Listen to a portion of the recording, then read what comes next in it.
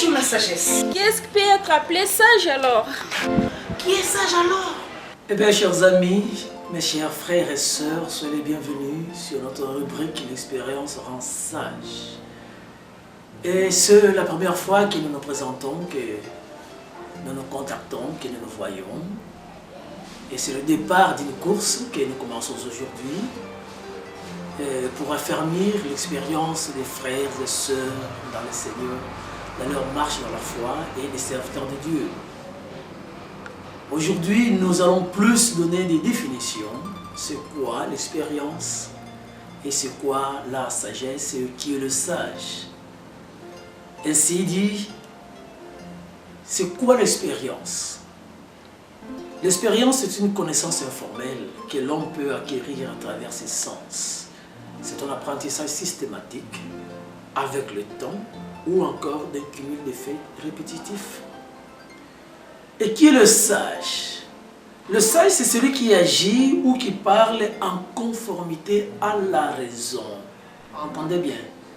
Qui agit ou qui parle en conformité à la raison et le moral. Ce sont deux choses. La raison et le moral. Il agit, il parle avec prudence et expérience de vie. Non seulement de vie, mais aussi de sens, et il est équilibré. Il est sage, non pas parce qu'il sait parler, il est sage, non pas parce qu'il a l'espérance de vie, mais non, il doit agir en conformité à la raison et au moral, avec prudence et expérience de vie. Aujourd'hui, le moral est zéro. Alors, nous n'avons pas de sages. Nous avons des intellectuels, mais nous avons peu de sages. C'est un peu drôle. Et plusieurs ont un sens non équilibré des choses. C'est un peu drôle. Le sage, c'est un fin observateur, humble et qui n'ouvre sa bouche qu'après avoir observé le fait et avoir fait ses constats ou écouter patiemment son interlocuteur dans son exposé. Je répète, c'est très important. Le sage, c'est un fin observateur, humble et qui n'ouvre sa bouche qu'après avoir observé le fait et avoir fait ses constats ou écouter patiemment son interlocuteur dans son exposé. Il n'ouvre sa bouche qu'après avoir écouté, après avoir observé le fait. C'est alors qu'il ouvre sa bouche.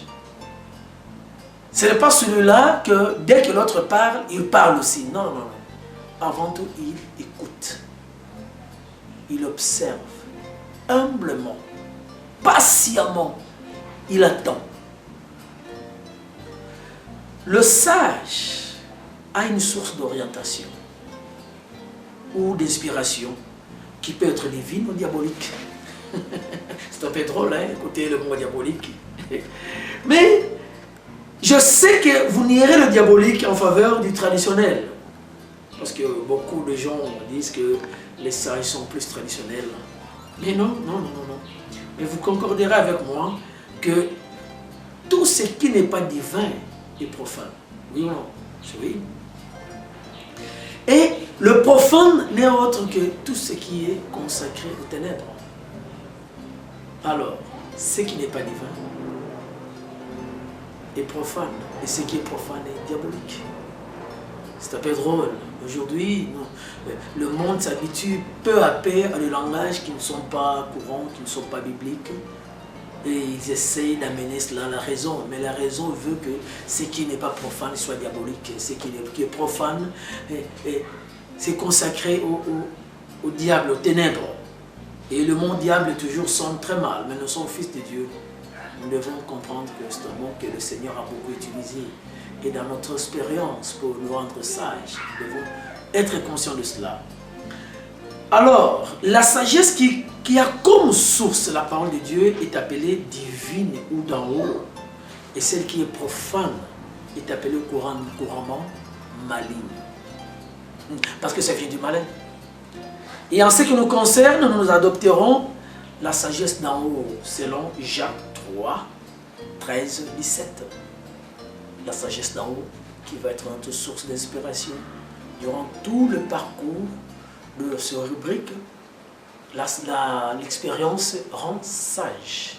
Alors je vous apporterai les expériences ministérielles et qui rendront sages les fils et les serviteurs de Dieu dans leur marche de la foi.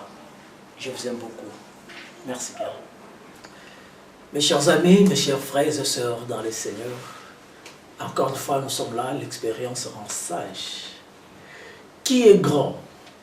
Aujourd'hui, c'est un terme qui sème la polémique partout, surtout dans nos églises de réveil. Qui est grand? On veut côtoyer les grands, on veut être grand, on veut marcher avec les grands. Non, moi je ne collabore qu'avec les grands, moi je suis grand, il faut que je sois considéré. Mais qui est grand? Bon, je puis constater, je fais mes constats par-ci par-là, avec le temps, je suis arrivé à cette conclusion. Écoute, être parmi les grands, ce n'est pas être grand. Être parmi les grands, c'est apprendre à devenir grand. C'est la première des choses. On devient grand avec le temps. C'est le temps qui fait de nous grands. Mais il y a des paramètres qui font de nous grands. C'est quoi? Le premier paramètre, il faudrait une puissance spirituelle. Le second, il faudrait une puissance financière et matérielle. Et le troisième paramètre, il faudrait une puissance politique. Avoir un mot dans sa nation. Quand tu parles, l'État t'écoute. En portugais, on dit c'est une bouche d'or. Boca de oro. Mais aujourd'hui, quand on a une foule, on dit qu'on est grand. Quand on a plus de 100 personnes, on dit qu'on est grand. Quand on a une belle voiture, on dit qu'on est grand. Tu peux avoir une belle voiture, tu peux avoir une grande maison, tu peux avoir une belle église. Mais quand tu n'es pas une puissance spirituelle, tu n'es pas grand. Quand tu n'es pas une puissance financière et matérielle, tu n'es pas grand. Quand tu n'es pas une puissance politique, surtout ça, ces trois paramètres sont suffisants pour être grand. Parce qu'aujourd'hui, c'est la grandeur. Tout le monde veut être le grand. C'est la grandeur. Je suis le père de l'église. C'est la grandeur. J'ai une foule. Non, non, la foule, ce n'est pas une qualité pour être grand. On peut avoir peu de gens, mais on a un mot à dire devant l'État. On est consultant. Es-tu consultant? On te consulte? Qui te consulte? Le gouvernement te consulte? Et c'est bien d'avoir une très grande église pour influencer son gouvernement. C'est bien. Et quand on a une grande église, c'est bien. Il faut être sur une puissance financière et matérielle. Il faut être une puissance spirituelle. Les démons doivent fléchir les genoux devant toi quand tu parles. Les principautés de ta nation doivent fléchir les genoux. Ce n'est pas seulement dire que je suis apôtre des nations, que je suis prophète des nations. Non, non, non. Tu n'as rien à dire. Mais ceux qui te voient, c'est ceux-là qui vont faire le constat. D'ailleurs, la foi se manifeste par les œuvres. Il faut que les œuvres parlent. Alors là, tu seras grand. Merci bien, je vous aime beaucoup.